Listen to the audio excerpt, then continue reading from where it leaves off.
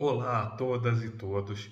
Começou o Leitura Crítica Terra Incógnita, o seu programa quinzenal aqui do canal de YouTube Terra Incógnita, onde a gente vai analisar sempre a primeira página de um conto enviado por você que está me vendo aqui. E lembre-se, não é pessoal.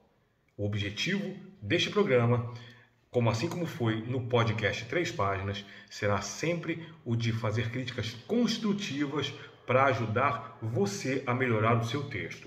Não há intenção nenhuma de denegrir ou tirar o mérito de você, escritora, escritor, como pessoa, mas sim sempre procurar fazer com que você que está começando, ou que de repente nem está começando, mas que quer uma dica a mais, quer, uma sugestão a mais de alguém que tem uma trajetória grande como escritor, de melhorar o seu texto.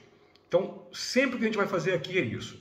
A cada programa eu lerei 3 contos, ou melhor, 3 páginas, a primeira página de cada conto, para ser analisada na sequência aqui. Eu já começo esse programa me desculpando um pouco, porque, como eu já falei no programa anterior, o Terra Incógnita voltou a ser semanal, agora em novembro de 2021.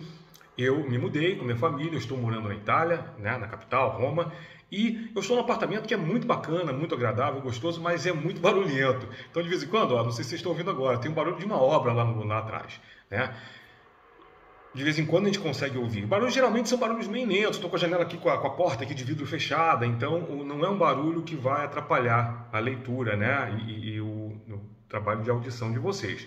Eu sempre sugiro que ponham um fone de ouvido, que eu acho melhor. Mas, de qualquer maneira, se ficar muito alto aqui, eu dou uma parada, dou uma editada, E aí, qualquer coisa, também vocês mandem e-mails para cá, mandem cartas para a redação, para a gente avaliar como é que está indo aqui o trabalho de gravação do programa.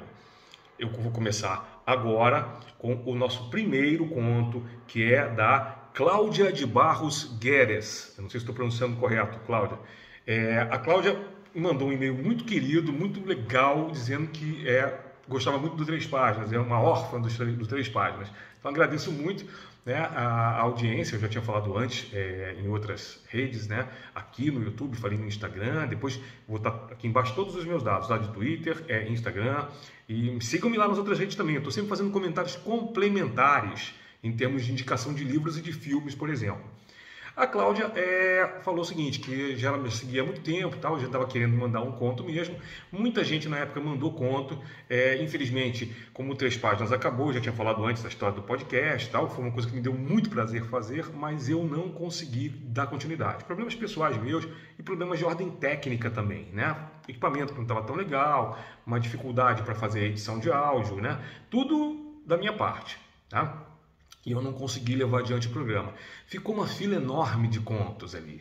Mas eu não me senti autorizado, porque o programa não era só meu, era do Anticast, na verdade era do Ivan Mizanzuki. Aqui eu quero mais uma vez dar um salve e agradecer muito todo o apoio que ele me deu desde o começo. E eu não me senti autorizado a pegar aqueles contos que estavam na fila para trazer para cá. E também já tem isso, já tem alguns anos, tem uns 3, 4 anos desde que o programa acabou, Então, se alguma de vocês está me ouvindo aqui, que tinha mandado contos na época, se quiser mandar de novo aqueles contos, ou mandar outro conto até melhor, fique à vontade. E o convite não se estende só a vocês, tá? O convite se estende para todo mundo que queira mandar um conto para mim. O e-mail, vou colocar aqui abaixo, mas o e-mail é leituracritica@gmail.com. Eu vou repetir aqui o nome da primeiro conto, da autora do primeiro conto, é a Cláudia de Barros Guedes, que tem o conto chamado Nós. E eu vou, como fazia no podcast, eu vou ler a primeira página e aí nós vamos proceder aqui a uma análise dessa página. Vamos lá. Nós. Não foi nada difícil me lembrar dessa época. Afinal, quem poderia se esquecer de um ano maldito como 2020? Um ano que passou vagarosamente, se arrastou pelo tempo como uma lesma que rasteja pelo solo úmido da sua horta, estragando suas verduras. Eu, Hannah jovem adulta, sobrevivia como quase todo mundo, ansiosa, cheia de medos e frustrações, e nas horas vagas, esgotada pelo tédio.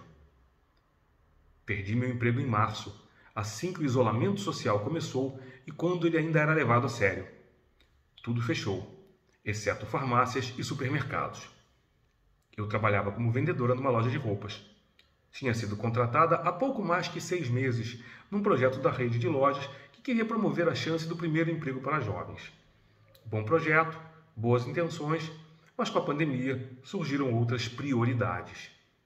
A loja teve que suspender os trabalhos por período indeterminado e várias pessoas foram demitidas. Alguns meses depois, com o afrouxamento das regras de isolamento, foi autorizada a reabertura, mas nenhum dos ex-funcionários foi recontratado. Voltamos a viver do salário de aposentada da minha avó, eu e ela, e passei os meses seguintes elaborando currículos, fazendo cadastros em sites de RH, indo a entrevistas e limpando a casa o tempo todo. Limpava tudo que eu tocasse ou vestisse, assim que voltava da rua.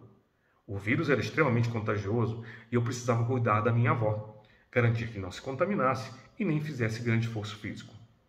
Já bastavam os bicos de costureira que ela insistia em fazer. Eu não me importava em ter que fazer essas coisas, de certa forma me distraía. O problema maior era pensar muito sobre elas, e isso geralmente acontecia quando eu as terminava.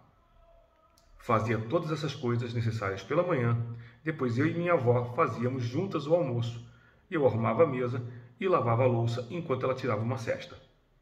E quando eu finalmente terminava a louça e as pequenas arrumadinhas eventuais na casa, varrer, passar um pano, trocar a toalha de mesa, também me atirava na cama cansada. Mas nunca dormia de imediato. Antes eu ficava um tempo lendo e chorando, ou só olhando para o teto, contando as tábuas que formavam o forro. Às vezes não conseguia dormir, e essas eram as piores tardes, as mais longas e melancólicas. Não que eu acordasse necessariamente melhor desses cochilos, pelo contrário, geralmente acordava com uma sensação maior de cansaço, os olhos doloridos. Mas eu sempre acordava diferente, com pensamentos e sentimentos diferentes, e isso era reconfortante. Essa é a primeira página do conto Nós. Agora vamos lá. Vamos fazer aqui a leitura, a análise dessa primeira página. Na verdade, como é que a gente faz uma análise? Alguns dos critérios que eu uso aqui, que eu vou usar, é objetivo da história. Quando a história me interessa, eu costumo ler um pouco além, para ver para onde que ela está levando. Determinadas histórias, e aí vamos entrar nos gêneros narrativos. Está lidando com ficção científica, com fantasia, horror ou noir, policial, geralmente a primeira página precisa dar o tom exato do que vai acontecer na sequência. Ela não tem que dar spoilers, mas pode até dar. Tem um exemplo famoso, que aliás não pertence a nenhuma desses gêneros, subgêneros, que é Crônica de uma Morte Anunciada, de Gabriel Garcia Marques. A primeira frase ele já fala, no dia em que morreu Santiago Nazar, fez tal coisa. Não estou com a citação direta aqui, posso depois tentar pegar depois e passar para vocês aqui. E é uma novela curta, se vocês não leram, leiam, por favor. Ela é muito interessante em termos de escrita, de construção narrativa. Por que isso? Você já deve ter visto muitas vezes em noticiário, em revistas, tal. É crônica de uma morte anunciada, crônica de não sei o que anunciado. É tudo referência a essa novela do Gabriel Garcia Marques. Por quê? Porque na primeira linha ele ia se dizer para você, olha, o que vai acontecer no final da história é isso aqui, esse cara vai morrer. Ponto. Ninguém vai salvar esse cara. Esse cara vai morrer, está marcado para morrer. Mas o que acontece até lá? E é tão louco essa narrativa, esse conto, gente, que você vai lendo, do meio para o final você já esqueceu da primeira frase, esqueceu no bom sentido, a gente não esquece nunca, mas a gente começa a ter dúvidas sérias, tipo, o Garcia Marques está me sacaneando, esse cara vai escapar, ou então isso é uma coisa pós-moderna, esse cara não vai morrer, isso é uma bobagem. Até a penúltima página você diz assim, não, realmente esse cara, o cara é um trouxa, o cara está indo para a morte, ele já sabe que ele vai morrer, mas ele quer ir numa boa, mas alguma coisa vai acontecer no final, não é possível. Vai entrar um Deus Ex Machina, vai entrar alguém, uma pessoa, a polícia, o caramba 4 e vai salvar esse cara. E não salva. Ele morre. E acaba a história. Mas é tão interessante a maneira como ele conduz a história que você não larga o livro. Claro, também, falei, uma novela, não deve ter nem 100 páginas em livro. Isso ajuda muito. O Conto da Cláudia tem 7 páginas. Embora ele não tenha nada a ver com Garcia Marques, porque a primeira frase também não tem grandes mistérios, e aí vamos tentar desconstruir uma coisa, Todo mundo diz pra gente hoje em dia, a primeira frase tem que ser matadora. E eu ouvi isso muito. Eu ouvi, inclusive, isso do meu professor Samuel Delany, né, o autor de Babel 17, né, que saiu no Brasil recentemente, que foi meu professor na Clarion West. E o Delany, ele era um cara muito direto. Ele sempre dizia, olha, você precisa fazer tal e tal coisa de tal jeito, você tente evitar usar tais palavras na sua narrativa, né? E conselhos que eu sempre segui quase que à risca. E continuo seguindo. Mas, com o passar do tempo, eu percebi o seguinte, os conselhos dele continuam sendo muito preciosos, mas a gente não precisa seguir ao pé da letra sempre. Né? Então, por exemplo, o Delany dizia isso, mas principalmente num conto de ficção científica. Né? A primeira frase é interessante porque ela já tem que te estabelecer, ou precisa ou deveria estabelecer um estranhamento cognitivo, que a gente vai falar sobre isso em outro momento. Né? Ou seja, fazer com que você, tipo assim, o que eu estou lendo aqui? What the fuck? Então, então como é que eu faço isso agora? Né? Como é que eu entendo isso? Aí, leia o resto que você vai entender.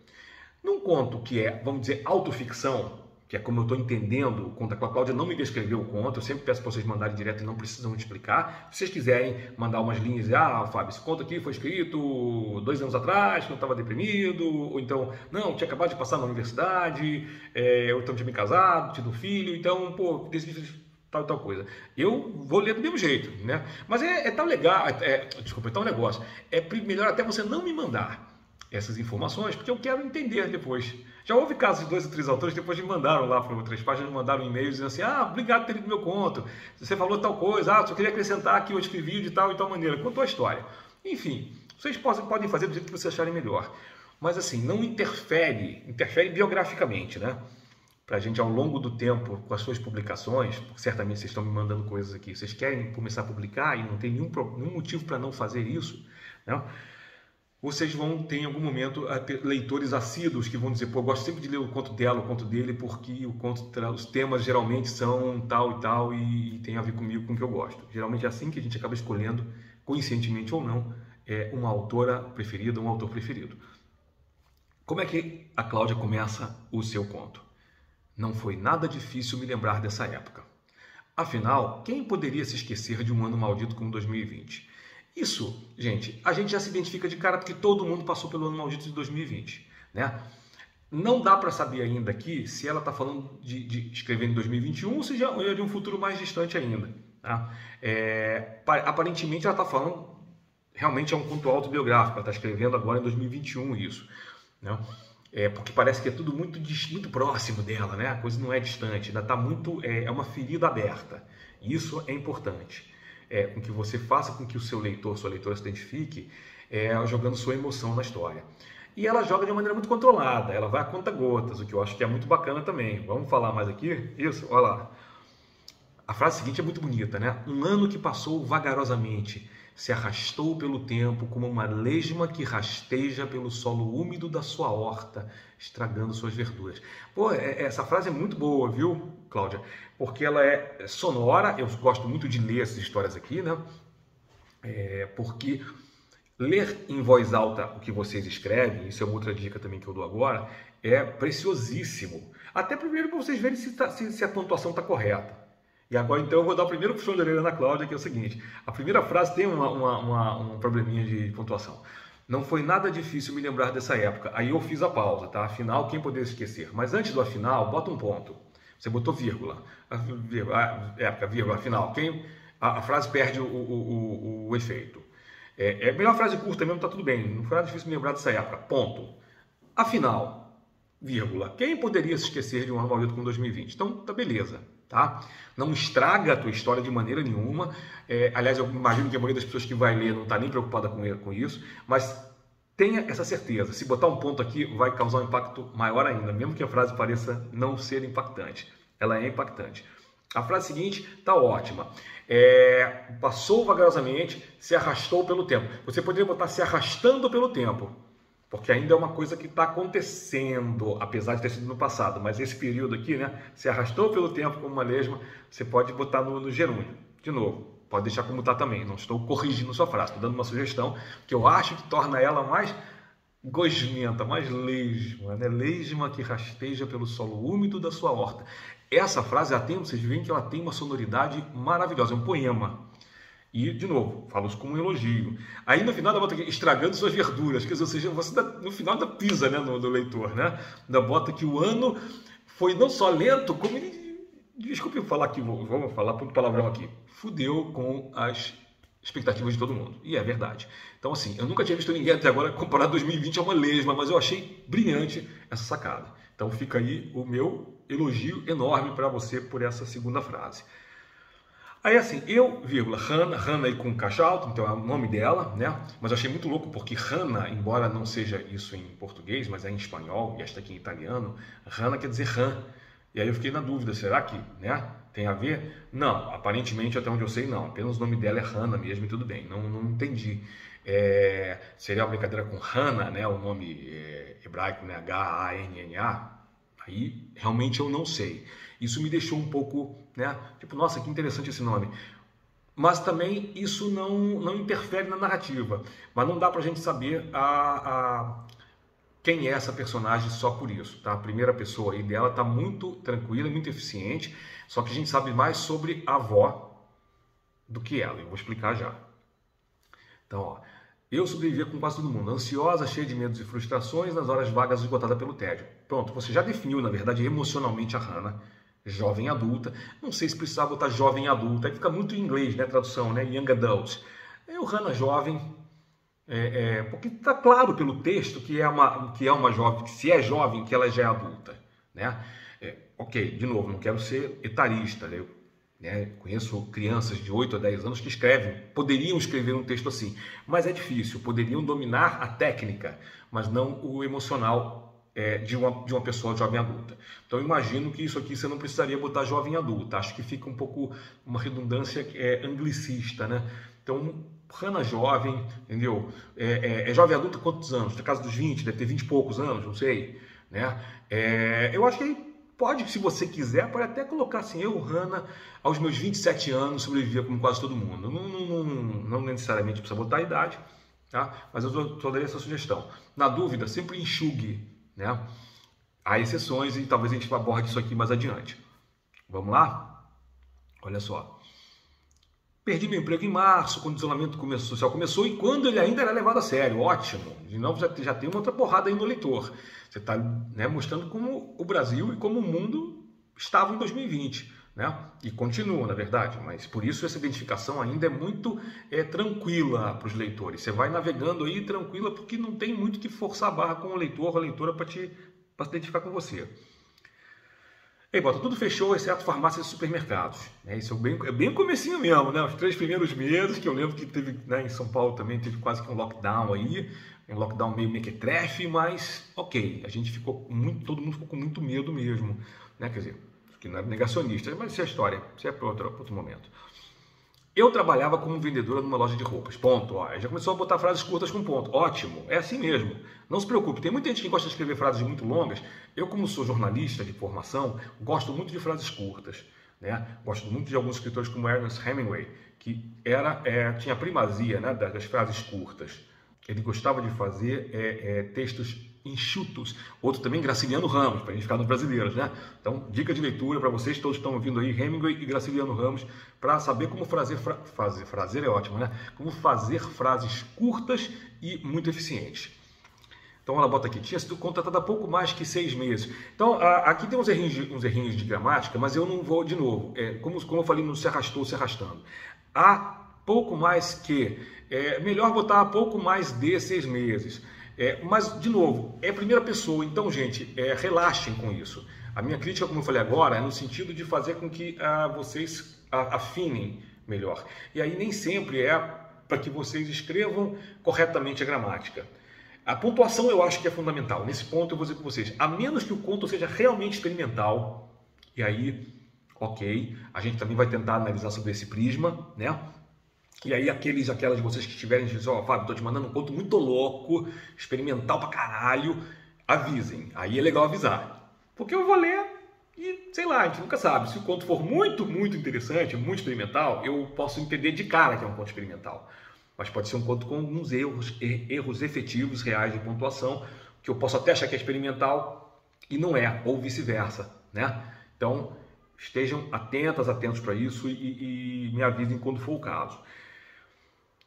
Aqui a pontuação, como eu falei, tem essa coisa, uma vírgula aqui, outra colar, nada demais também, né? Mas uma boa revisada e uma boa leitura do conto vão dizer para você, Cláudia, exatamente se precisa mudar mais alguma vírgula, tá?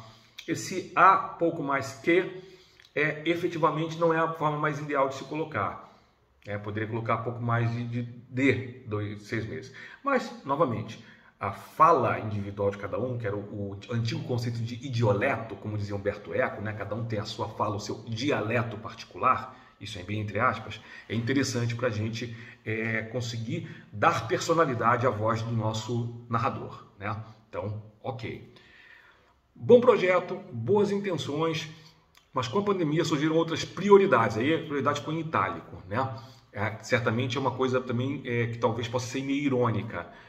Ok, o uso de itálico, negrito é opcional, né? Nesses casos é bem bacana porque a gente, na hora de você vir, voltar lá atrás, vocês vão ver que eu li com mais outras prioridades, porque aí a gente acentua a palavra para a gente entender qual foi a intenção da autora. A loja teve que suspender os trabalhos por período determinado, várias pessoas foram demitidas, alguns meses depois foi utilizada a reabertura, etc. Ou seja, aqui já terminou de explicar a situação. É interessante que o primeiro conto, o primeiro parágrafo não nos diz quem é a Hannah, mas nos diz o que ela sente, o que ela sentia naquele momento. O segundo já começa a falar como ela se ferrou por causa do isolamento social, da falta, do fechamento das lojas, né? E na reabertura ela não foi chamada. Pronto, já estabelece de novo outra base aí para a gente entender, né? Primeiro, quem ela é emocionalmente, e segundo, onde ela está agora, ou seja, na merda, né? Se ferrou, perdeu o emprego. Claro, falo isso aqui agora num tom mais jocoso, mas não é brincadeira, é um conto bem sério e é interessante que vocês, né? Depois, se forem ouvir de novo um pedaço da minha leitura do conto, coloquem isso aí e percebam o que a gente pode tirar disso, dessa leitura. Terceiro parágrafo, ela está falando que voltamos a viver no salário de aposentada da minha avó, eu e ela. Então, só tem elas duas no mundo. Se ela tem pai e mãe, isso não está em cogitação. Aparentemente ela não tem irmãos, né? Também não tem tios. Se tem, estão muito distantes e não são relevantes para a narrativa. Então vejam bem sempre o seguinte, não precisa de cara falar quantos parentes a pessoa tem. Isso aqui não quer dizer que ela não tem outros parentes. Provavelmente pai e mãe ela não tem. Mas pode até ser que depois a gente fosse descobrir, meu pai está preso porque matou minha mãe. Não é o caso, tá? Desse conto. Mas assim, isso pode servir para depois se colocar. Né? Tem gente que gosta de colocar tudo na primeira página, então também não aconselho. Mas aqui realmente o conto, né, eu li o conto até o final, só tem ela e a avó mesmo. E aí, ela passou os meses seguintes, aí a descrição bacaninha, elaborando currículos, fazendo cadastro em site de RH, indo em entrevistas e limpando a casa o tempo todo. Ótimo isso. Né? Primeiro que ela bota toda aquela listinha de coisas que ela está fazendo em prol do emprego, mas aí ela bota embaixo, limpando a casa. É muito engraçado isso, vou falar para vocês agora. Eu acabei de ler um conto ontem mesmo do autor australiano, do autor australiano Greg Egan, que eu não sei se vocês conhecem, é um grande autor, foi traduzido poucas vezes no Brasil. Eu mesmo traduzi um continho dele para uma antologia anos atrás, né, editada pelo Braulio Tavares, e o Egan tem um conto recente chamado O Discreto Charme da Máquina de Turing, que aliás eu estou traduzindo, vou traduzir agora uma coletânea do Egan agora.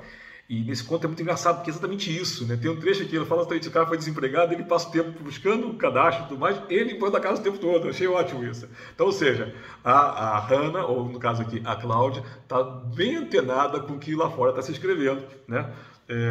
Até mesmo nesse sentido, né? Como é que é a vida do desempregado. Parece bobagem, mas eu achei muito bacana a coincidência, ou talvez não haja coincidências, enfim, né?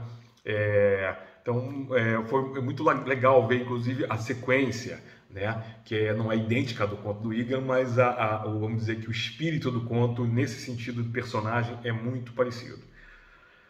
Vamos lá então, ó. Aí ela continua falando da limpeza, limpava tudo que eu tocasse ou vestisse assim que voltava da rua. O vírus era extremamente contagioso e eu precisava cuidar da minha avó. Normalmente, eu sou muito contra advérbios, tá? Eu sou totalmente contra advérbios, para usar outro advérbio. Mas não, de novo, nem sempre. Acho que o único advérbio que ela usa na primeira página é esse, é o extremamente. E no caso do vírus, né, do Covid-19, a gente sabe que é extremamente contagioso, né? Mas a variante Delta agora, que não era não existia na época em 2020, mas o vírus realmente, infelizmente, era e é muito contagioso. Então, vou parar aqui rapidamente e falar para vocês. Se não se vacinaram ainda, vacinem-se. Se vocês, por acaso, estão me ouvindo dar esse conselho, vocês são negacionistas e vocês não querem se vacinar e estão putos comigo, porque, Fábio, você não quer misturar isso aqui com política, então fodam-se. Vão procurar o que fazer e não precisam mais assistir esse canal. Então, vamos voltar agora à programação e retornar aqui para o Conta Cláudia. A questão nesse caso, extremamente é válido. Então, legal. Poderia cortar, isso aqui é contagioso porque a gente já sabe, né? Mas eu acho que botar um medinho nos leitores é bom, né? A gente não sabe, né, Cláudio? De repente você vai publicar esse conto esse ano que vem, daqui a 10 anos alguém vai ler esse conto e alguém que era jovem, ainda era adolescente ou criança agora, vai ter 18 ou 20 anos daqui a uns anos e vai ler assim, nossa, mas era assim mesmo? Isso vai até assustar essa pessoa. A gente tem que achar, né? Tem que acreditar que daqui a alguns anos a gente não vai ter mais essas pandemias, né? Que a gente vai estar todo mundo vacinado, imagino que sim. E que a gente possa ainda provocar um estranhamento cognitivo. Olha, isso é estranhamento cognitivo. E aí vira quase ficção científica ou ficção histórica. Então, de novo, pessoal, sempre que possível, eliminem advérbios. Não podendo, façam isso que ela fez. Bota numa página, um por página e olhe lá. Para você fixar na mente do leitor, olha, isso aqui é importante, esse trecho aqui é muito importante. Se você botar advérbio em tudo quanto é frase, como Lovecraft fazia, por favor, o mito de Cthulhu é muito legal, mas a prosa do Lovecraft era horrorosa, né? Eu traduzi Lovecraft também, tá? Então é o seguinte, advérbios, a cada frase tem 2, 3 advérbios, nunca façam isso. Preservem o advérbio para usar, é como palavrão, né? Eu fico brincando aqui, estou tentando falar pouco, mas a gente fala o palavrão onde palavras normais, vamos dizer assim, de palavrinhas, não transmitem o impacto necessário. O palavrão é para chocar, sim, exatamente para quem precisa tomar um sacode. Então não é legal usar palavrão o tempo todo, por mais que eu goste, que eu acho que em alguns contos policiais é necessário. Advérbio é a mesma coisa, então lembre-se bem disso. E ainda bota que a avó não fazia grande esforço físico, mas ela insistia em fazer bicos de costureira. Eu vou colocar aqui que eu não sei a idade da avó dela, ela não deixa claro, mas imagino que ela não quer que a avó faça muito esforço físico. Imagino que se ela tem, vamos dizer, 27, a idade que eu estou chutando aqui, a mãe hoje estaria com a minha idade, 55 mais ou menos. E a avó deveria estar beirando os 80. Está entre 75 e 80, talvez até um pouquinho menos, mas não menos de 70. Né? 73, 74 pelo menos.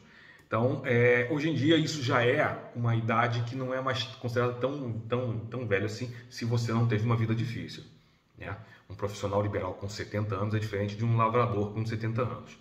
Então, e com uma bico de costureira, provavelmente, né, a gente não sei onde que a avó dela trabalhava, mas provavelmente trabalhava mesmo ou funcionalismo público, alguma coisa que não cobrava tanto dela, porque elas moram na cidade.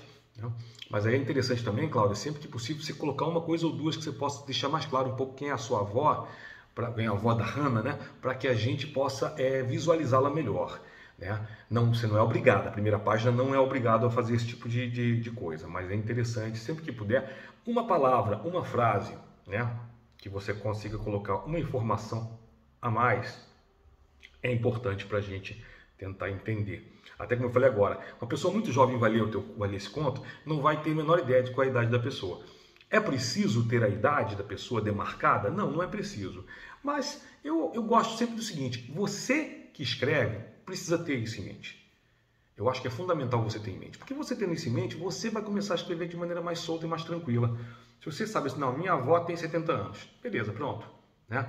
Aí você vai escrever o que você lembra da sua avó. Mas uma coisa muito importante para vocês, toda vez que vocês forem fazer isso, o teu personagem tem uma avó, e a avó faz parte do integrante da história, como é que era a sua avó? Né? As minhas duas avós eram muito diferentes uma da outra. Uma veio realmente da roça e outra sempre foi cidade grande. Viveu uma vida de uma situação financeira muito boa no século passado no Rio de Janeiro. Então, e dá para escrever duas histórias muito legais com cada uma delas. Então, aí para a sua história, escolha a avó que serve melhor para vocês. Agora, sempre tenham em mente qual é a idade mental. Não, somente qual é a idade cronológica da pessoa que está na história. Então, da Hannah e da avó. Porque aí fica mais concreto. Mais concreto, você consegue passar essa concretude para o espectador, né? Ou para o leitor. E aí ele vai fatalmente entender e se identificar mais com os personagens. já vou indo aqui para o final, nós já estamos já num tempo de leitura bem bacana aqui, né? Então é o seguinte, tem uma coisa interessante que já no outro parágrafo você fazia todas essas coisas necessárias pela manhã, depois eu e minha avó fazíamos juntas o almoço. Eu vou confessar uma coisa, Cláudio, eu tenho uma certa implicância com minha avó. Quando a gente chama a pessoa, a gente chama vó, a gente não chama avó, a gente chama vovó. Né? Isso é uma implicância pessoal minha, aí é pessoal, mas é implicância específica com esse uso aqui. Minha avó. De novo, como é primeira pessoa, eu acho que não tem problema nenhum, tá tudo certo. Mas é uma dica para você mais adiante e em algum outro momento. Quando você está escrevendo, eu acho sempre melhor ser um pouquinho menos, não sei se é formal ou informal, mas é assim, avó, né? Ou vovó. Vó é um carinhoso com quem você chama a pessoa direto. Então, assim, vó, vem jantar. Legal. Essa aqui é minha avó. Eu não sei, eu sou de uma geração que a gente fazia isso, a gente chamava vó quando falava com ela, e quando falava dela, essa aqui é a minha avó. De novo, aí esteja à vontade para me xingar e para dizer, não, você está errado, não sabe o que está falando. Realmente aí eu acho que isso pode ser uma questão cronológica aí, né? Não há um erro especificamente nisso, mas eu dividiria essa possibilidade de uso da palavra. E aqui é interessante porque uma coisa que ela faz bem também aqui, ó, logo na sequência. E quando eu finalmente terminava a Lúcia e as pequenas arrumadinhas eventuais, eu fiz aspas aqui porque ela bota isso no texto, né? Ao contrário, lá de cima ela bota itálico, porque o itálico ela está reforçando. Aqui as arrumadinhas, passar, varrer, passar um pano, tocar atrás de mesa. A minha dica é o seguinte, é interessante você colocar isso aqui, mas não precisava, tá? Botar as aspas. Eu acho que é bacana você identificar que não é um itálico, que você não está sendo irônica, ou não está ressaltando uma coisa. Na verdade, tem uma pequena ironia aí no sentido de que é uma arrumadinha mesmo bem de leve, tá, gente? É um tapinha, que a gente também chama. Mas a arrumadinha, né, o diminutivo já está dizendo isso, então não precisa de aspas não, tá? Então, pode reduzir um pouquinho esse texto também aqui. Então, é legal também a descrição da casa, né? A casa você não fica muito clara, mas aí eu tenho a impressão, não sei se a Cláudia mora no sul, ou mora no interior. Eu conheci muitas casas no sul do Brasil e no interior do Rio de Janeiro que tem um forro, né, que você tem tábua no teto, né, que não é alguma coisa de alvenaria aqui, que é viga mesmo de madeira e tábua. Então tá aqui, ó, olhando para o teto, contando as tábuas que formavam o forro. Isso eu acho ótimo. É esse tipo de detalhe que a gente tem que dar para a pessoa começar a visualizar a casa. Daqui você já começa a visualizar, legal, então a casa se não é de madeira, porque, por exemplo, em Paraná, antigamente, né, Paulo Leminski, que é o cara que ele nasceu e se criou numa casa de madeira, que era uma coisa muito comum de colonos paranaenses, né, no interior, tal, né, no século passado. Não sei como é hoje. No Brasil não é muito comum. No interior é comum você botar isso aqui quando você faz esse forro, né, no teto. Você tem uma vez um sótãozinho em cima, onde o sol guarda, tem os guardados, tal.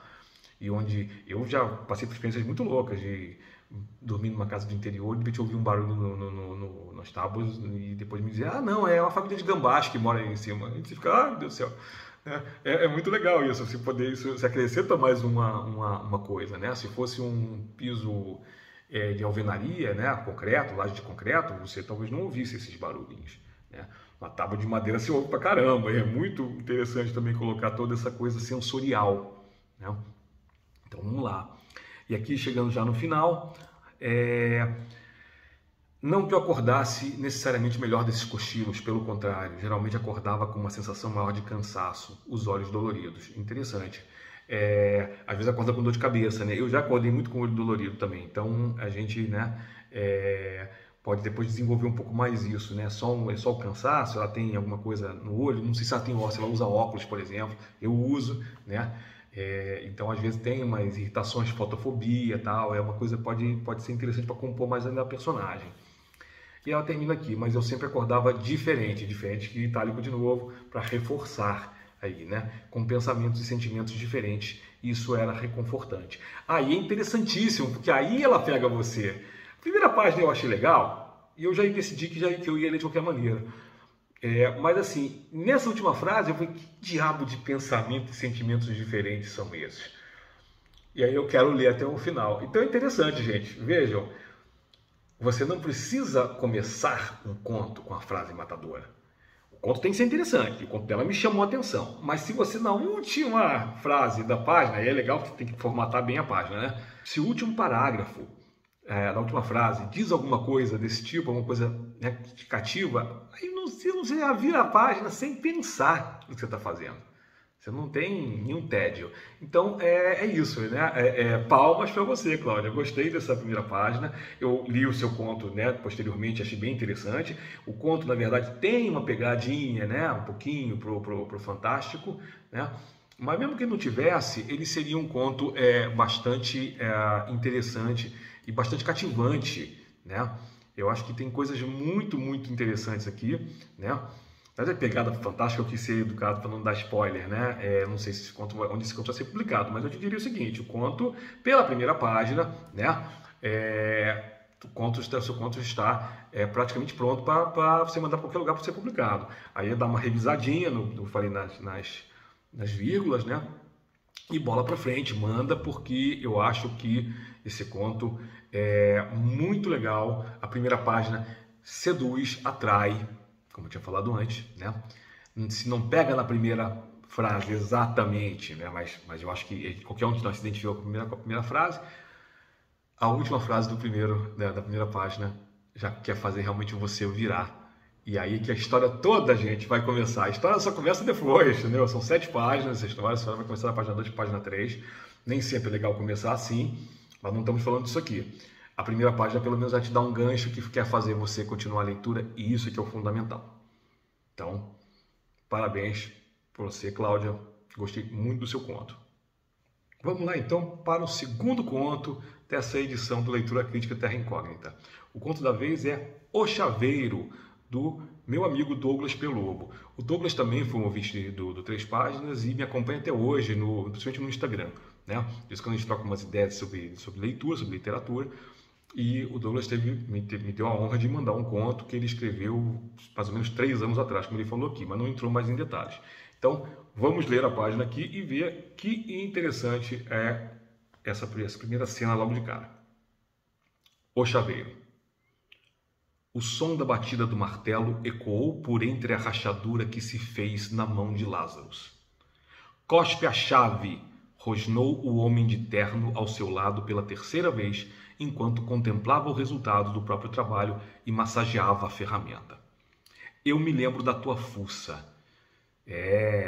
Deixou a distância acontecer entre as palavras. Eu sei quem você é. Eu já vi a tua cara. Já faz 20 anos. E eu sei o que você fez. A mesa havia se rompido e o ancião não reagira. O escritório exalava odor de mofo e se localizava ao fundo da lavanderia Uchawi. O nome do estabelecimento veio de um dialeto africano compartilhado por seus donos. Na língua Swahili, a palavra significa magia.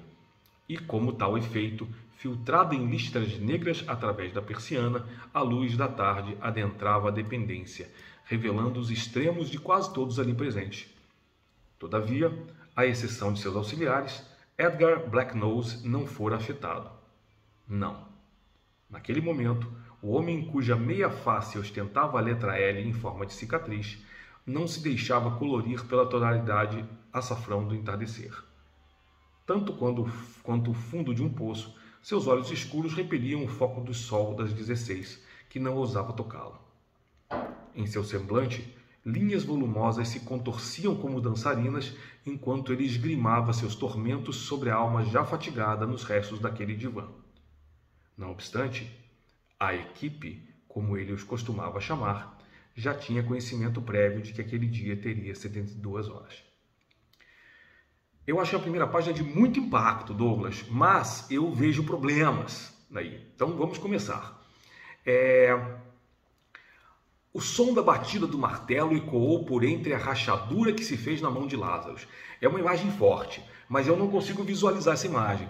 Então vamos lá. Nem sempre a gente precisa visualizar tudo, gente. Nem sempre a gente precisa transformar tudo em visual. Porém, aqui ele está colocando uma coisa que é meio que um roteiro de quadrinhos, né? Ou um filme. E eu adoro esse tipo de história porque, como eu falei agora, é altamente visual. Eu tenho uma memória visual muito boa. Eu não tenho uma memória tão boa para nomes engraçados, né? Tem gente que já me falou sobre isso, de eu ver uma pessoa e saber quem é essa pessoa, já vi você em algum lugar antes, sei de onde eu te conheço, mas eu não lembro do teu nome. Isso as pessoas às vezes se incomodam, né? Mas, de novo, não é pessoal. O que eu acho que é interessante é assim, a imagem forte faz com que no primeiro momento você queira continuar lendo a história. Mas se a gente for para pensar com calma, eu queria que você me explicasse o seguinte, o som da batida do martelo, deve ser uma martelo num prego, né? Ou não, fechadura fez na mão do Lázaro, então o cara bateu na mão do Lázaro, pá, quebrou, né? Ok, acho que isso aí, me parece que é esse o caso. Mas o som, nesse caso, não é da batida do martelo, né? Deve ser o som dos ossos quebrando. É a porrada que faz o osso aqui e deve dar um craque. Eu nunca passei por isso, felizmente, nem nunca vi isso, nem acho que nem cinema. Né? Até porque em cinema também os caras costumam fazer 1000 peripécias sonoras e não lembro realmente se eu já ouvi isso alguma vez na vida. Então era legal ser um pouco mais específico com isso. Tá? Imagino que seja isso, seja a batida do martelo aqui que quebrou, rachou a mão de Lázaro. Mas de novo, a rachadura que se fez, a mão do Lázaro fez assim mesmo, ela fez assim, rachou, porque eu acho que não é o que acontece quando se fosse uma faca, tudo bem, mas o martelo não, o martelo vai quebrar o osso por dentro. A mão vai ficar com o osso talvez estilhaçado, mas não racha a mão, né? Então, isso é importante ver isso, porque se você fosse transportar isso para um quadrinho, como ficaria? Provavelmente não ficaria do jeito que você está pensando, do jeito literal aqui. Ia ter que dar um outro tipo de passar uma mensagem visual, tá? E aí aqui, uma coisa que visual no texto. Eu falei mais alto, cospe a chave, porque está em caixa alta, mas aí você bota aqui, rosnou o homem de terno. Rosnar não é gritar. Então eu colocaria simplesmente caixa alta e baixa normal, cospe a chave, né?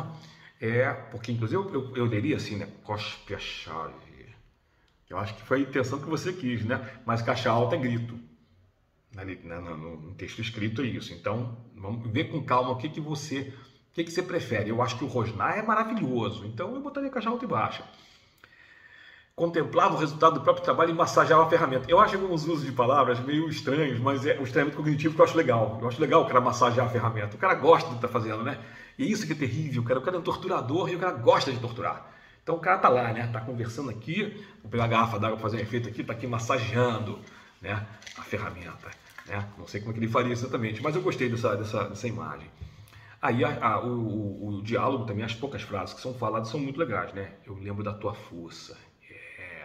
Deixou a distância acontecer entre as palavras. Bacana, é uma coisa poética também, né? Eu sei quem você é, eu já vi a tua cara. Aí eu tô falando rápido, mas a pontuação tá ótima aqui, tá? Frases curtas, eu sei quem você é. Eu já vi a tua cara. Já faz 20 anos. Geralmente acho que seria fazem 20 anos, mas de novo eu não vou ser chato com isso, porque é cara que tá falando. Então, ok. E eu sei o que você fez. Quase eu sei que você fez verão passado, mas ok. A mesa havia se rompido e o ancião não reagira. Isso eu não entendi. A batida do martelo rachou a mão do cara e rachou a mesa. Realmente alguma coisa faltou aqui para a gente entender melhor, tá? Se for isso mesmo, você tem que deixar um pouco mais claro isso. E aí, pode até legal no primeiro parágrafo você fez isso, você botar isso. A mão de Lázaro não rachou, mas a mesa embaixo sim. Sei lá, talvez uma coisa nesse sentido, tá? Então vamos lá. Agora vamos entrar na questão da poesia, quando a poesia é meio exagerada. Porque não é só... Veja, isso que é importante vocês entenderem. Falei no primeiro conto que eu narrei hoje, né? Falei da questão Lovecraftiana dos advérbios. Então o que é isso? É você usar desmesuradamente uma palavra, né? Uma frase, você usar um advérbio, né? Termina em mente, né? A gente já percebe que é um advérbio. E que é o quê? Modo, geralmente modo. Tem os advérbios também. Agora, a questão de usar o advérbio de modo muito, que a gente tende a usar muito, de novo, a gente desgasta. E aqui é o seguinte, o que você vai fazer agora aqui em certos pontos, você vai começar a desgastar um pouco o teu poder de visualização. Tem horas que a imagem não está muito clara para mim, em outras ela até está clara, mas aí você faz o uso de um clichê que talvez não precisasse aqui, uma vez que o teu forte, que eu vi aqui, são as frases curtas e diretas e objetivas. Então, a tua narrativa fora do diálogo, ela seria muito mais eficiente se ela fosse tão seca e curta quanto as frases que são ditas pelos personagens, tá? Então vamos lá aqui. O escritório exalava odor de mofo. Ok, mas o exalar aí é um pouco exagerado, a gente não costuma usar muito o verbo exalar no cotidiano. Então acho que é sempre legal você usar aquilo que você usaria no cotidiano. Você costuma falar que o ambiente exala tal? Você usa ok. Mas assim, né? O escritório tinha odor de mofo. Você vai dizer, pô, Fábio, mas tinha odor? O verbo ter, ele não é perfeito para essas coisas. Pois é, mas aqui a gente tem que ver o que é isso. Se a gente está fazendo um discurso num plenário, ou a gente está escrevendo uma história que é rápida, curta. Hemingway, né? Eu estava citando Hemingway antes. Hemingway tinha uma coisa importantíssima. Ele dizia que os verbos que hoje em dia a gente fala, verbos de send, né? Que é os verbos que descrevem uma narrativa, que você fala, você diz, você exprime, né? Ele dizia, não, eu sempre uso reset, etc., que é o mais eficiente. Nem sempre, você às vezes pode, eu gosto às vezes, ele disse, ele retrucou, né? Mas assim, se você começar a fazer isso toda hora, também cansa o leitor. Talvez canse muito você dizer toda hora, ele disse, ela disse, ele disse, ela disse. Mas assim, ele disse, ele retrucou, ela obtemperou. Né? Aí também você se cansa em uma página. Então, procura sempre que possível substituir isso pelo verbo ter. Ah, tinha odor de mofo. O cheiro de mofo, melhor ainda. E cheiro, para mim, é engraçado. Odor parece uma coisa mais... Odor, olor, que não se usa mais, mas é um sinônimo. Parece um cheiro agradável. O mofo não tem cheiro agradável. Então, cheiro de mofo, talvez fedor. Fedor também acho que já é exagero, né? Mofo não é exatamente muito fede. Mas cheiro é mais neutro. Mas vamos lembrar também de cheiro do ralo, do Lourenço Mutarelli, né? Que cheiro também, às vezes... Você pensa que pode ser uma coisa ruim. Então, prefira o mais simples. Aí bota aqui na lavanderia o Shawi. O nome do estabelecimento veio de um dialeto africano compartilhado por seus donos. Aí da língua Swahili. Swahili é língua, não é dialeto. Então, é importante entender isso.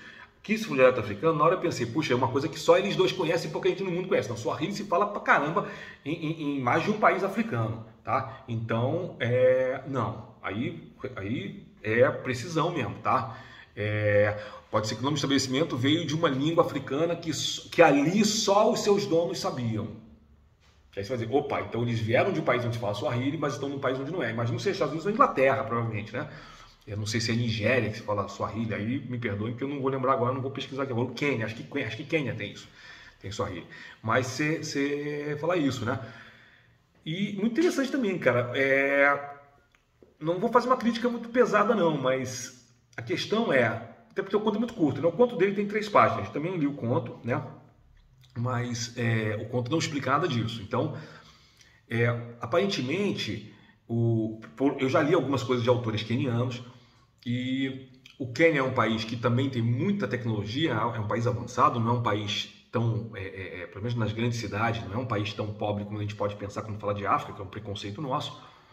Mas há também culturas tribais no interior que são supersticiosas. E aí a ideia até que ponto realmente um queniano, de novo supomos que ele é queniano, mas numa região onde se fala Swahili, ele usaria uma palavra que talvez pudesse ser demonizada por seus pares.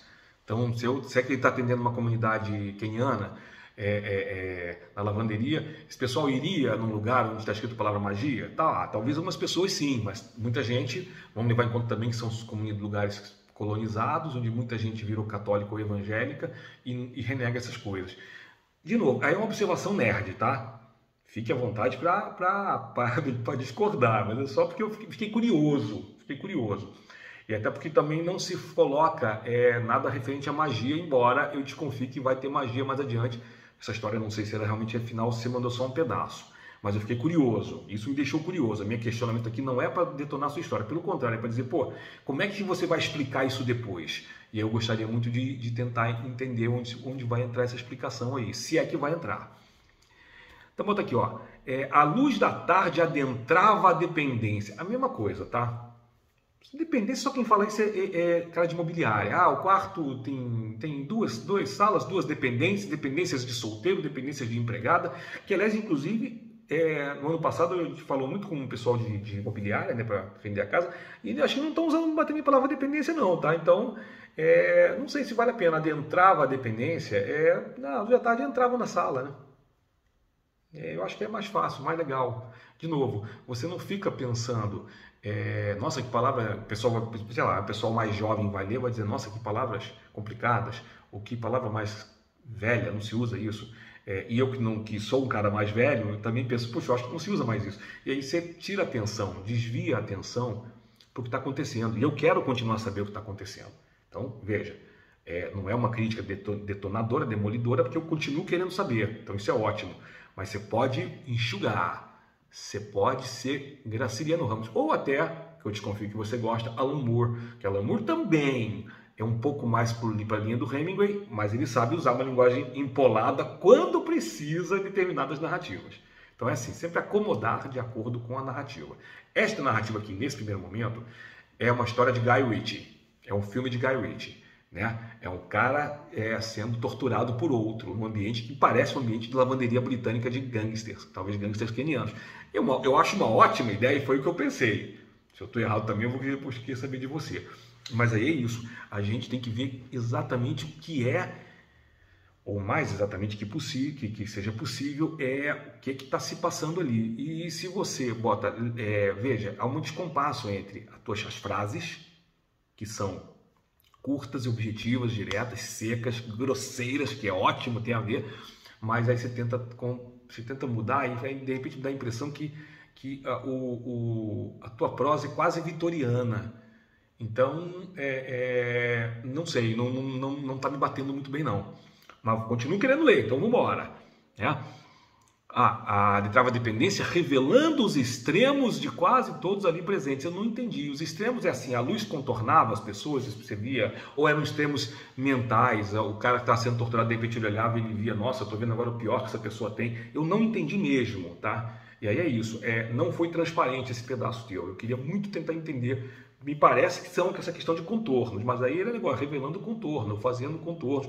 E aí vale a pena perder mais uma frase para explicar assim, parecia, né, mostrando que as pessoas estavam, porque de repente está botando, talvez os caras sejam crianças, talvez sejam negros, então se eles são negros, se a luz faz um contorno branco neles, ela dá um outro extremo, a luz do sol, de certa maneira, a luz bate e reflete na pele, de novo, seja branco, seja negra, vai causar um tipo de reflexo diferente. O que isso provoca visualmente? Isso seria interessante a gente saber. Tá? Aí ele bota aqui, todavia, a exceção de seus auxiliares, Edgar Blacknose não for afetado. Não, ponto. Ele bota uma frase muito simples, ok. Naquele momento, o homem cuja meia face ostentava a letra L em forma de cicatriz não se deixava colorir pela tonalidade açafrão do entardecer. Bom, então eu tiro uma dúvida aqui, que acho que todo mundo ficou com extremos, o tempo que as peles negras ficaram coloridas pela tarde açafrão, tonalidade açafrão. Interessante, mas a gente ainda não tem certeza se é isso, né? Porque isso não é necessariamente extremos. Açafrão e negro, não sei, eu não sei, estou dizendo porque realmente agora eu fiquei na dúvida, mas seria interessante você tentar descrever um pouquinho melhor isso, tá? Mesmo que pareça que você vai perder tempo, é melhor você escrever mais e depois cortar, do que tentar sintetizar muito e de repente essa síntese fica mal entendida pelo leitor, pela leitora. Eu sou sempre a favor disso, eu tenho feito muito isso, inclusive nos meus cursos, né? Tem um curso, depois vocês vão ver depois aí, embaixo dos comentários, né? O texto em forma de origami, que justamente isso, né? Desdobrar, pegar um texto como esse aqui e transformar esse texto num texto mais longo, exatamente para cobrir essas lacunas. Eu gosto muito de lacunas no texto, mas não quando isso acontece. Então a gente tem que prestar atenção, reler o nosso texto e ver, puxa, como eu faria para explicar melhor esses extremos? São extremos de luz e sombra, extremos de cores? Como eu faço para descrever isso melhor? E aí, veja, detalhe, essa frase está muito longa. Eu li de propósito com essa entonação para você ver que cansa ler essa frase. Então é legal cortar essa frase ao meio. Ou então mudar essa frase, né? Vamos lá. O homem cuja meia face ostentava a letra L em forma de cicatriz. Cara, de novo, eu tento entender e acho que consigo entender. Você está tentando ser bem descritivo aqui e isso é ótimo. Porém, cuja meia face, eu acho que essa frase você tentou sintetizar e não é legal. Talvez você pudesse botar entre parênteses ou uma frase, uma oração restritiva ou explicativa, né, que a gente bota entre parênteses ou entre travessões. Não sei, mas eu diria o seguinte, o que esse homem tem? Metade do rosto dele tem a letra L em forma de cicatriz, tá? Onde? Na face toda? É na bochecha? A face, você quer dizer isso aqui? Porque às vezes pode ser isso aqui. Tem gente que diz que a face é isso aqui. As minhas faces ficaram ruborizadas, como se dizia antigamente. Pode ser, mas de novo, aí, cara, é melhor ser, porque face também pode ser o rosto todo, tá? Pode ser, face pode ser sinônimo de rosto, então é importante. E a cicatriz exatamente aonde? A cicatriz vai do topo do nariz até aqui, faz um L aqui, sei lá, ou faz um L certinho aqui, não sei. Aí era melhor tentar ser um pouco mais descritivo. E aí vale a pena você mesmo, já que, né, se eu não me engano, você trabalha com quadrinhos, ou você tem uma predileção por quadrinhos, mas eu estou chutando porque, né, pelos papos que a gente já teve, mas mesmo não fazendo nada disso, sendo isso, é bom a gente de vez em quando fazer uns rabiscos e desenhar o que a gente quer. Então desenhar o teu personagem. O que você visualizou para o teu personagem? Onde é essa cicatriz, exatamente? Então visualiza isso, depois reescreve. Separa essa cena toda, sabe? Porque o homem cuja meia face, nossa, adoro a palavra cujo, tá? Adoro o pronome relativo cujo. Pouca gente usa hoje em dia. Então, parabéns para você, sem ironia, porque é muito raro alguém usar cujo ou cujo hoje em dia. A pessoa fala, o homem que tinha meia face. Tem casos horríveis. Felizmente, ninguém até agora que eu estou analisando esses dias aqui, no programa de hoje, ninguém usou isso. Mas usar o cujo é fundamental. Mas é o seguinte, você pode botar o homem cuja face ostentava a letra L em forma de cicatriz. Depois, você pode explicar, a metade do seu rosto estava com a face só ao lado esquerdo, só a face esquerda, né?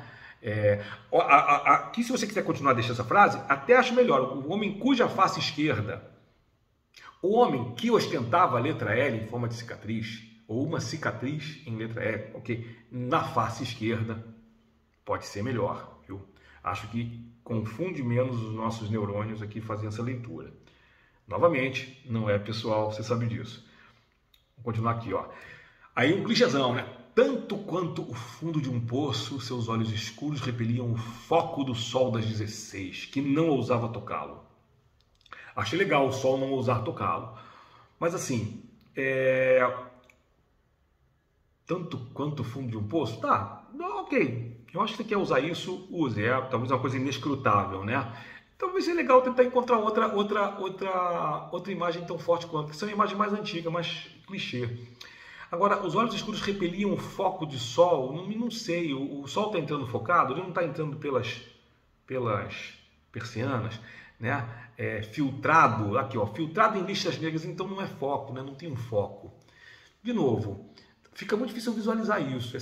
Todo esse trecho aqui, acho que você devia reescrever, porque ficou difícil. Eu, de novo, tô achando muito interessante e eu estou querendo visualizar, eu estou querendo ver um filme aí, a verdade é essa. Tá? Você pode até dizer, pô, mas não filme para ser filme, Fábio. Então, ok.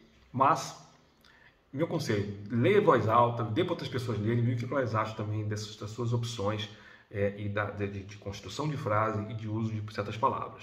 Mas vamos terminar aqui, não estou só isso, só um pouquinho ainda aqui. Esse aqui é legal. Em seu semblante, linhas volumosas se contorciam como dançarinas. O que é isso, cara? O que é isso, Douglas? Mas que coisa, Douglas? Vou fazer uma brincadeira agora. Linhas volumosas se contorciam como dançarinas? Contorciam como assim, cara? Não tiro o cérebro, não entendi.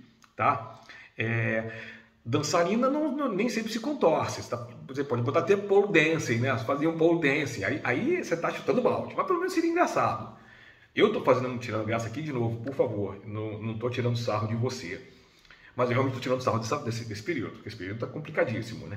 Linhas volumosas, cara, como assim linhas volumosas? No seu semblante, e aí seria onde? Sério? Assim na testa? Essas rugas de expressão na testa? Né? Sério, ó, tem aqui, rugas de expressão aqui, são linhas, poderia dizer volumosas? Mas a gente não usa linhas volumosas, não sei como se usaria isso aqui. Mas certamente eu não consegui visualizar nada. A gente diz que dançarina a dançarina geralmente está aqui. Ou se ela está no pole dance, ela pode estar horizontal. De novo, pode até ser como uma dançarina deitada num pole dance e tal. Deitada fazendo pole dance, não sei. Aí, meu amigo, também tem que pesquisar pole dance para ver como é que é a dançarina, se você tem o nome das poses, né? Hoje em dia, pole dance é uma coisa super legal, que tem vários amigos meus que fazem também, né? Então é legal você procurar, tem suas amigas que curtem, que fazem, para ver. Estou dando um exemplo possível, claro, não é para fazer isso especificamente. Mas eu não gostei agora falando sério, eu não gostei dessa expressão não. Porque essa metáfora, vamos dizer assim, porque ela não é clara. De novo, tem que ter clareza. Se não tiver clareza, cara, não tem uma história dessa. Acho que a história dessa é tão papum que se não colocar clareza, cara, muita gente vai desistir dessa leitura na primeira página. De novo, eu não desisti, eu continuei querendo ler, mas eu não posso garantir que os outros não vão desistir e achar muito estranho, né? Enfim. Ó, veja bem, eu vou terminar a frase, tá? Em seu semblante, linhas volumosas se contorciam como dançarinas, enquanto ele esgrimava seus tormentos sobre a alma já fatigada no resto daquele divã. Tá.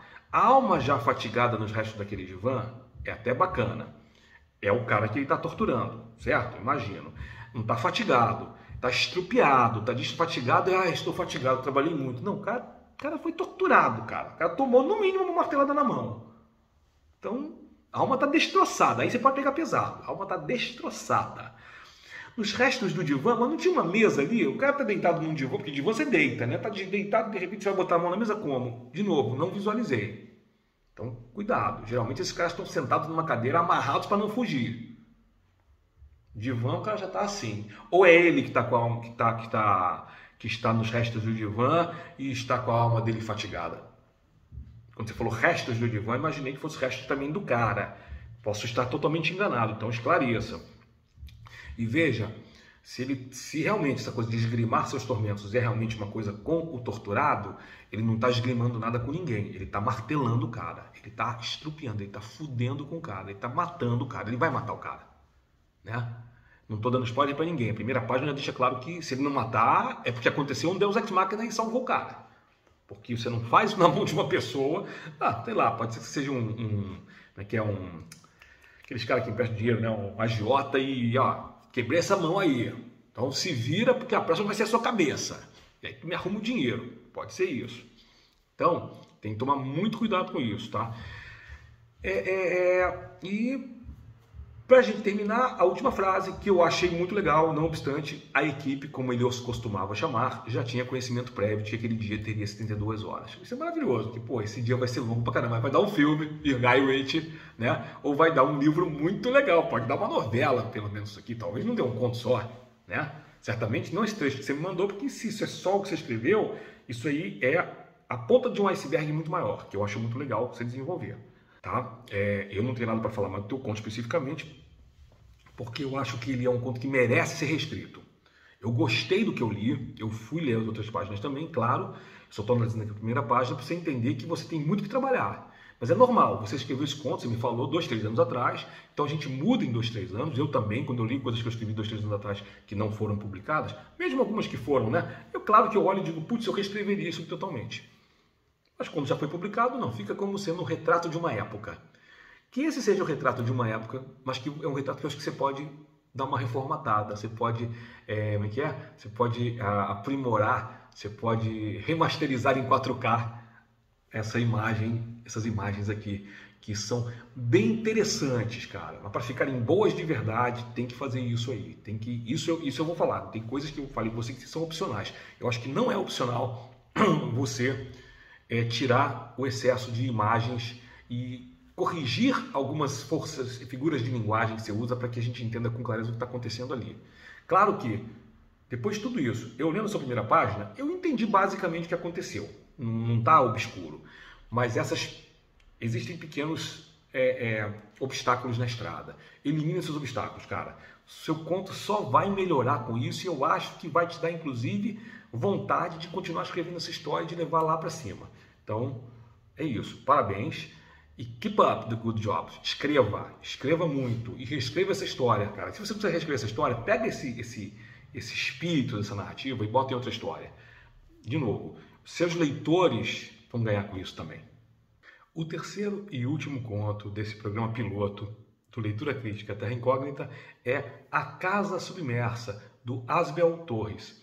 O Asbel é um dos meus alunos atuais, né, no curso que eu estou dando agora, chamado Ficção Científica e Política.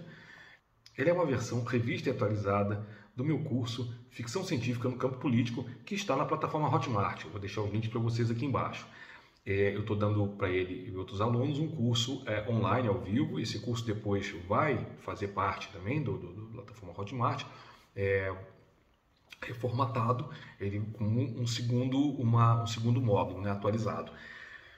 E o Asbel também, olha que bacana, ele mandou uma mensagem para mim também, falando que ele ficou empolgado com a notícia que ia voltar né, ia vir esse programa, e também se dizendo órfão do Três Páginas. Então, eu só posso agradecer uma vez mais ao Asbel, a todo mundo que estava me vendo e ouvindo, esperando que vocês aí, que também se considerem órfãos do Três Páginas, mandem seus trabalhos para cá e ajudem a compartilhar, espalhar a novidade para todo mundo.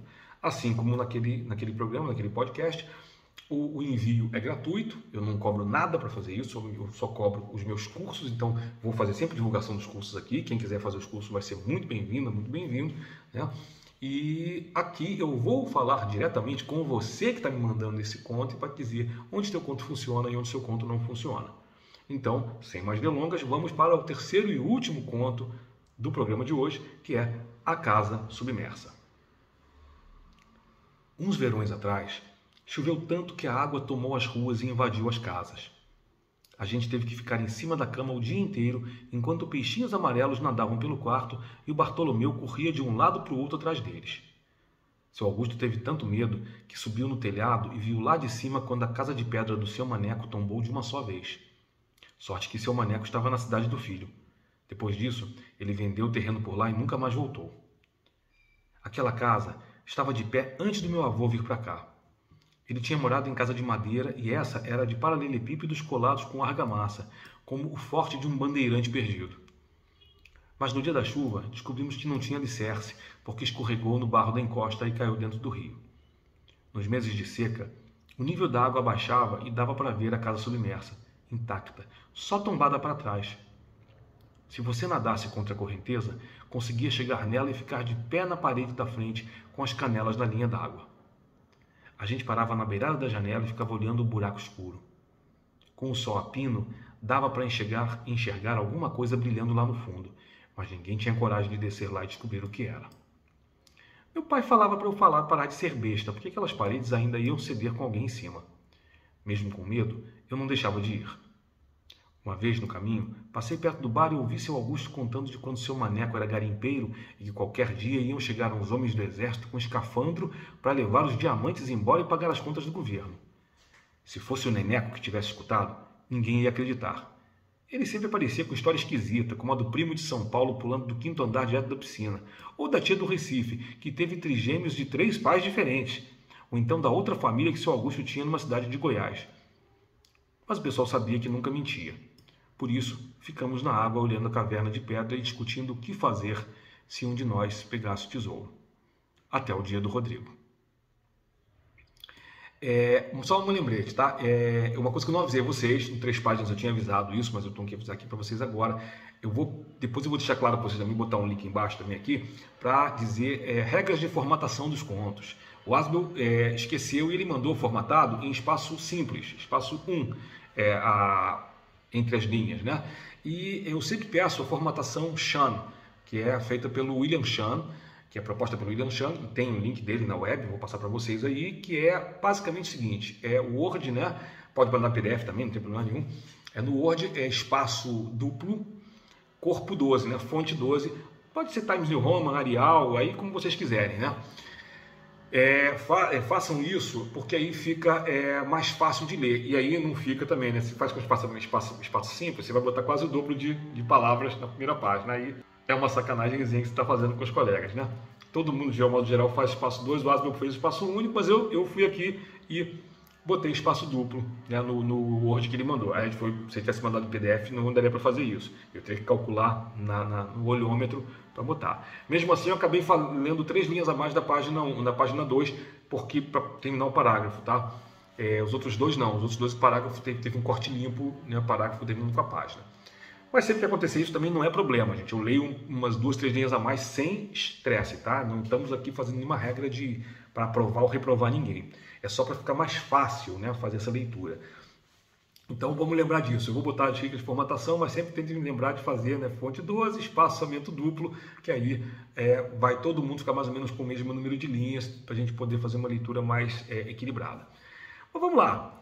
Eu gostei muito desse conto, Asbel. Estou muito feliz porque achei que o teu conto ele tem uma coisa assim, um pouquinho José J. Veiga. Eu não sei se você leu ou se vocês que estão me vendo aqui leram José J. Veiga. Eu tive o prazer de entrevistá-lo 2 vezes em jornais, né? Ele foi um dos grandes escritores do chamado realismo mágico brasileiro, o realismo fantástico. O Veiga e o Murilo Rubião são 2 desses exemplos representativos do século XX no Brasil. O Veiga carioca, o Murilo Rubião mineiro, né?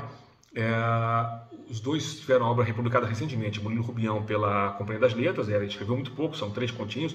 O Veiga escreveu vários contos e romances curtos.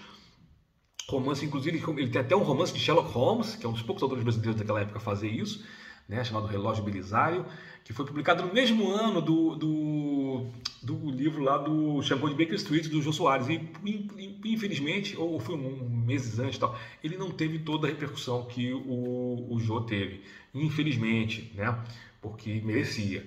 Então leiam o Veiga. O Veiga é autor de livros como A Hora dos Ruminantes, que, interessantemente, foi um livro que eu li na escola. Foi um livro recomendado para leitura na escola e era um livro que, ainda durante a ditadura militar, que durou de 64 a 85, a gente lia esse livro. Esse livro ele foi visado pela ditadura, mas como ele era um livro muito, muito metafórico, as pessoas, e de alguma maneira esse livro escapou de uma censura maior e a gente lia esse livro na escola, né? E eu não vou contar aqui a história do livro, não tem a ver, eu estou falando lembra, porque ele fala um pouco dessa coisa do bucólico, da paisagem rural, né? Que não chega exatamente roça, mas é o interior, né? E que guarda alguns mistérios e surpresas para a gente.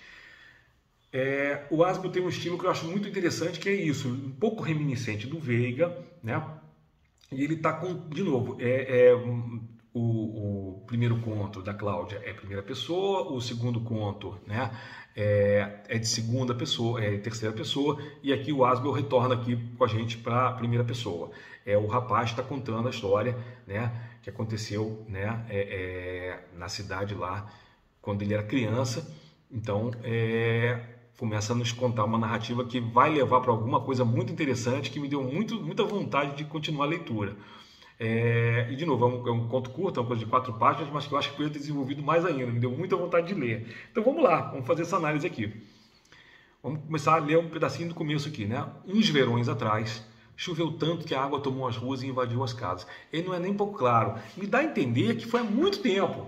Ele colocou uns verões atrás, assim, talvez seja uma coisa para te enganar, né? Para enganar os leitores, tipo, eu estou contando uma historinha que não tem nada a ver, sabe? Uma historinha assim, bem simplinha e tal, e de repente a história começa a não ser mais tão simples e ela ser, né?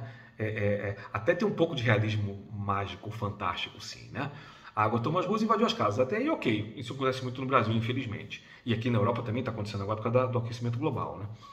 A gente teve que ficar em cima da cama o dia inteiro enquanto peixinhos amarelos nadavam pelo quarto e o Bartolomeu corria de um lado para o outro atrás deles. Isso eu achei muito engraçado, porque a coisa entrou porque ela tomou as ruas, quer dizer, um rio, deve ter tido um rio aí, né? Que deu que subiu, né? E aí você vê os peixinhos juntos. Mas é uma imagem muito, muito legal, muito bonita, né? É poética e às vezes, talvez um pouco surreal, porque aí a água é clara, né? Não tem barro, não tem nada. E o Bartolomeu, não dá para saber quem é, mas imagino que seja o irmão do narrador, corria onde? Corria em cima da cama, né? Porque senão tinha que nadar atrás deles. Espero que seja isso. Senão, dá uma mudadinha aí no verbo, né? Nadava de um lado para o outro, talvez fosse legal. Mas ok, de repente corria na cama. É legal também ser um pouquinho claro. Seu Augusto teve tanto medo que subiu no telhado. Seu Augusto era o avô? Era o seu avô? Era o avô do narrador? Aparentemente sim. Mas, de novo, é bom você falar que você dá é legal você alternar. Seu Augusto aqui, meu avô ali. Mas depois você deixa claro que o seu Augusto é o seu avô. Tá? O que aparentemente é isso. De novo, o personagem não tem pai. Ou de repente seu Augusto é o pai, meu avô. Aí é sempre, de novo, sempre bom tentar deixar muito claro para você não confundir a cabeça do leitor. Porque, novamente, não faz muita diferença para a narrativa, né? E se a pessoa para ficar se perguntando quem é quem, ela foge do foco da sua narrativa, ela perde o foco da narrativa. Mas vamos lá. Quando a casa de pedra do seu maneco tombou de uma só vez. No momento que ele fala isso, você tem duas leituras possíveis. Que ela tombou inteira ou ela tombou, desabou toda de uma vez. E aí foi destruída. Mas aí, quando coloca ali embaixo, né? Acho muito legal, descreve tudo, né? Que a casa estava de pé antes do meu avô para cá, uma casa antiga. Né? Seu avô tinha morado em casa de madeira, acho que é o seu avô, porque está olhando ali, acho que ele ficou aqui na ideia, essa era de paralelepípedos colados com argamassa, como forte de um bandeirante perdido, maravilhoso. Então, para mim, já explica que provavelmente é interior de São Paulo, né? Não sei. Não precisa necessariamente, bandeirantes não agiram só em São Paulo, mas majoritariamente, né? Perto do Sudeste, assim. E é muito interessante essa. Aí eu achei bacana. Dá para visualizar uma coisa do Brasil colônia, né? Do bandeirante construindo uma casa de pedra, assim. Agora é muito louco, porque. E aí é realismo fantástico, tá? Realmente. Não tinha alicerce. Como é que nunca houve se seu maneco construiu, estava de pé antes do avô vir para cá, então deve ter algumas décadas, né? Tudo bem, não sabemos quando o avô foi, mas se o avô ele também foi, porque a gente está passando férias na casa do avô, então, de repente, deve ter algumas décadas. Então, nunca aconteceu antes uma chuva forte que fizesse a parte do terreno desabar, porque estava escorregou no barro da encosta, estava numa encosta, né? Então, mas ok, a gente até tem um pouco de suspensão da descrença, imaginar que nunca houve uma chuva como aquela e antes sempre ficou no risco de cair, mas não caía. E caiu inteira. Aí é maravilhoso, porque, pô, como assim, né? É um realismo fantástico. Pode acontecer? Pode, né? Não entendo nada de arquitetura, mas imagino que você tenha uma casa que foi tão bem construída ali com argamassa que se não caísse inteira, cairia paredes inteiras e tudo mais. É uma coisa que você tem uma chance de 0,001% de acontecer, que às vezes acontece, a lei de Murphy, né? Nos meses de seca, aí sim caiu e tal. Nos meses de seca o nível da água baixava e dava para ver a casa submersa, né? Intacta, só tomada para trás. Essa imagem é maravilhosa. Essa aí eu achei muito, muito bacana. A casa fez assim, pá, caiu, ficou todo assim, feito um Lego, né? Um Lego, imagine um Lego, acho que isso é bacana. Vocês percebem que eu fiquei empolgado com essa parte agora, coisa boba, né? E aí perceba o seguinte, mesmo que não tenha o menor sentido o que ele está falando, ele descreve de maneira tão tranquila como um cara que está contando uma história que ele viu, que você não tem a menor dúvida que aconteceu. Pode ser que o narrador seja mentiroso, gente, pode ser que ele seja um narrador não confiável, e que você chegue no final e diga, porra, mas esse cara me sacaneou. Pois é. E é isso que é bacana numa história. É você contar uma história com convicção. Eu gosto muito de narrativas em que a escritora ou o escritor fazem isso.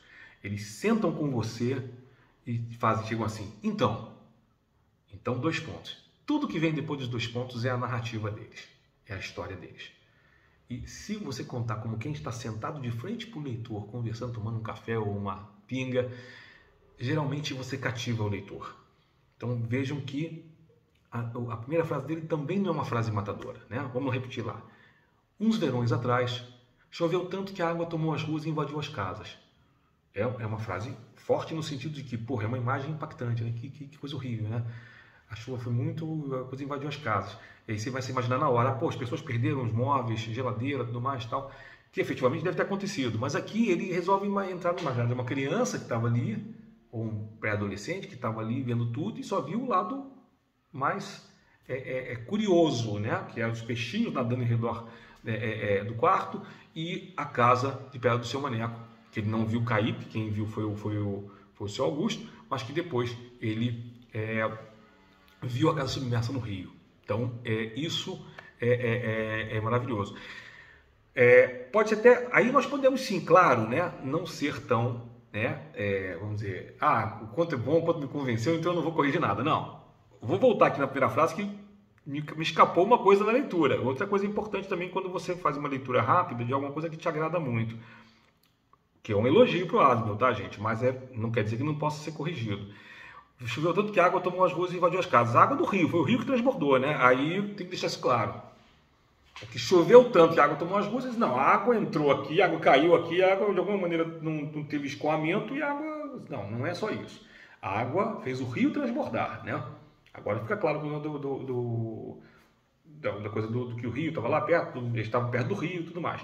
Então, e os peixinhos também, claro. Então é interessante deixar isso um pouquinho mais claro. Eu acho que não tira nada a poesia da tua história se você mudar ou melhorar um pouco essa informação. Mas, como você notou, realmente me empolgou esse conto, porque eu acho que a descrição é muito bonita. E, de novo, é uma descrição simples, direta, objetiva. Isso é importante. Vamos lá. E aí, quando você vê que a casa está tombada para trás, qual é a continuação? Se você nadasse contra a correnteza, conseguia chegar nela e ficar de pé na parede da frente com as canelas já nem andar. Ou seja, você está... É uma informação para lá de visual. Você está, inclusive, dizendo para a gente, né, o rio não devia ser um rio, devia ser um rio fundo, mas a casa também, né, essa parede está assim. A parede cai, quantos metros tinha a parede? Não sabemos. Uma casa, vamos dizer, pequena, que é só do seu maneco, vamos dizer que ela tivesse 10 metros de lado. Nem sei se é uma medida normal isso, 5 metros, sei lá. De qualquer maneira, você vê que o rio não dá para você ficar de pé normalmente não, mas aí você fica em pé na casa e mostra as canelas. É bacana esse tipo de imagem, gente. Aí você nem precisa dizer a metragem, né? As pessoas vão fazer o cálculo mais ou menos aproximado de qual é o tamanho da casa, dá para ver isso. De maneira que ele fala, não me passa a sensação de ser algo impossível. Você bota uma construção de tantos metros no chão do rio, né? Se ela não sobressai, ficar ali, você provavelmente vai ficar em pé nela e vai ficar em pé tranquilo sem se afogar. De novo, se não é vero, é bene trovato, como se diz aqui na Itália, né? Não é verdade, se não é verdadeiro, é bem contado.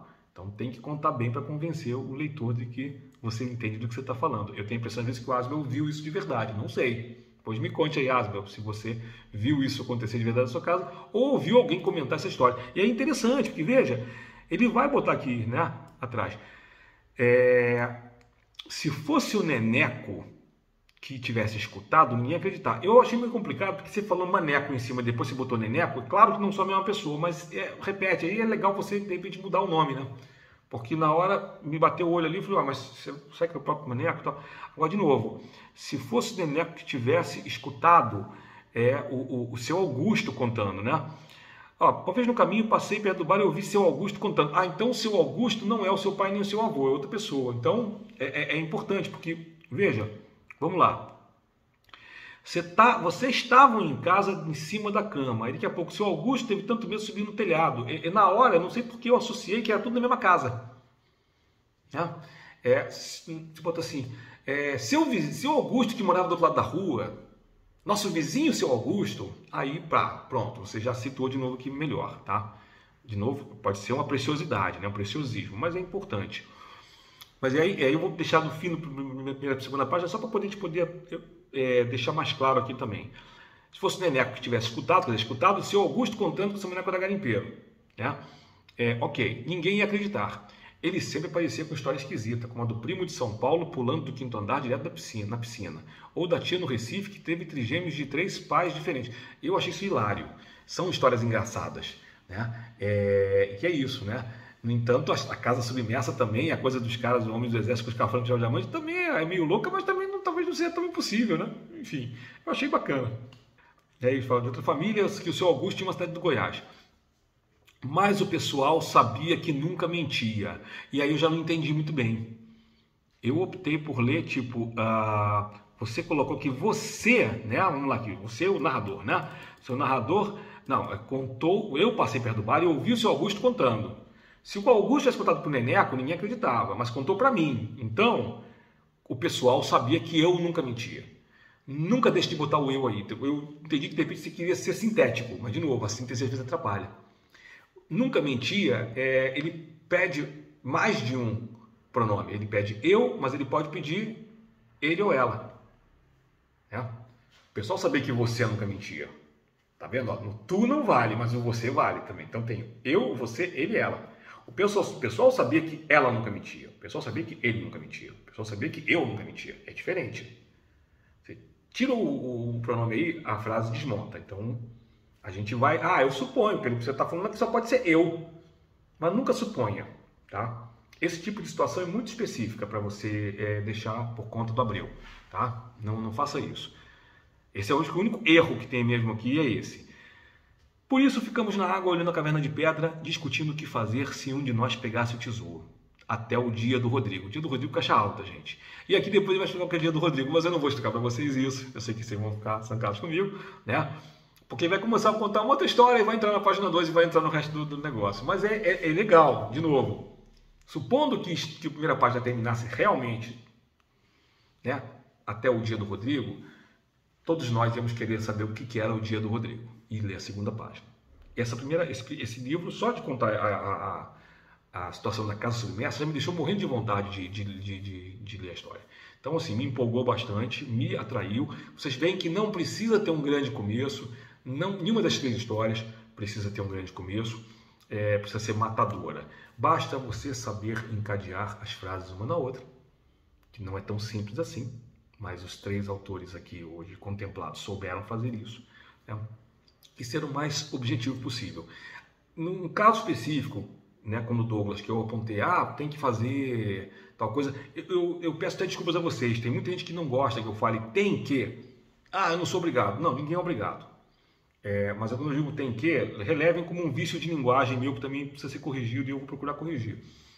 O que eu tento dizer com isso seria interessante para o bem do seu conto. Nem todo conto precisa dessas coisas. No caso específico do conto do Douglas, eu acho que precisava. No caso específico do conto do Asbel, precisa focar mais uma coisinha ali da questão do pronome, né? No conto da Cláudia, precisa sim cuidar da pontuação. Eu acho que não tem grande problema aí em nenhum dos 3 contos. Não tem nada que não possa ser resolvido.